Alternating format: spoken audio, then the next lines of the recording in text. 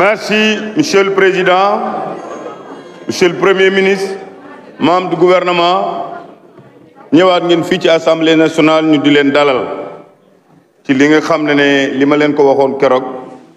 bojo yi ñoo ko déposé. motion de censure boo xam ne bi nga déggee seen président de groupe xam nga politique def ci baax nit ki buy wax mu am feeling loolu def ci baax ki doon jël kàddu di défendre sax ces motions de censure dafa daf ñu waroon àbb suñu président de groupe ñu jox ko mu waxal ko sax li mu bëggoon wax ndax amul feeling buy wax rek tokkoom doo xam sax la lay wax donc amul feeling contenu bi zéro. leneen aussi li ma lay wax il y a des gens, monsieur le maire de Yeumbeul déglu naa ce discours vous avez un niveau quelle que soit sa position d'opposant mais ñii duñ say àndandoo parce que amuñu niveau bi moo baaxul il faut réfléchir mais malgré on comprend que vous êtes candidat ça aussi vous le connaissez nous savons que vous êtes candidat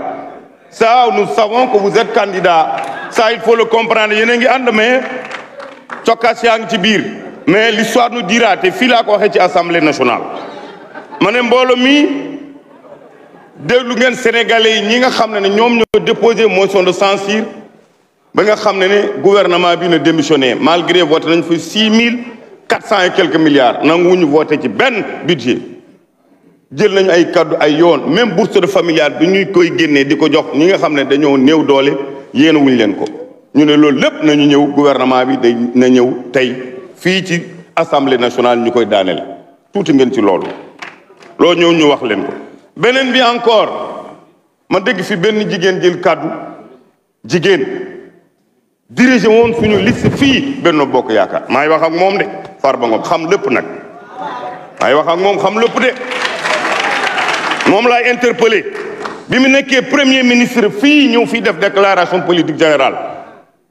un jeudi soir après le conseil des ministres bi ma ko seetsee nan laa ko seetsee ak nan laa ko seetse woon ak li ma ko seetse woon doo ñëw ba ci fii tey taxaw di wone sa njub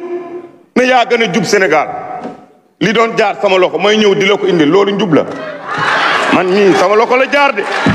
man mii tey li taxoon mu jaar sama loxo xam naa man duma daw res je prends mes responsabilités nañ ma ci woow fu ma woo ma wuyu ko pour wax ne dangaa jub di wone sa njub c'est trop tard loolu dafa baax nit ñi xam ko c'est-à-dire que taxaw tu n'es plus dans une position d'être avec Macky Sall di wone ne man jub naa nii naa du dëgg waay il faut être honnête ma ne dama leen di wax lenn rek li taxoon ma dem ci moom man xam naa moom xam na moom laa doon bëgg a cuisiner rek man borom pexe laa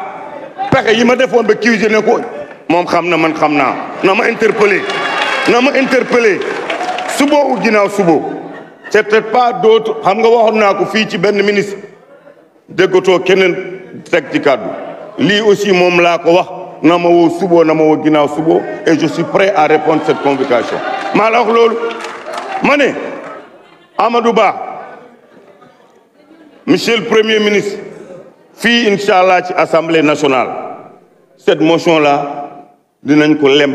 taxañ ko teg ko ci enveloppe dem suul ko ci géej woon leen ne leen ñëw leen nii ngeen xool li nga xam ne yéen a ko déposé woon ils ont été battus dañoo xamatul ban yoon la ñuy jaar loolu tax. Merci cher collègue. Merci beaucoup.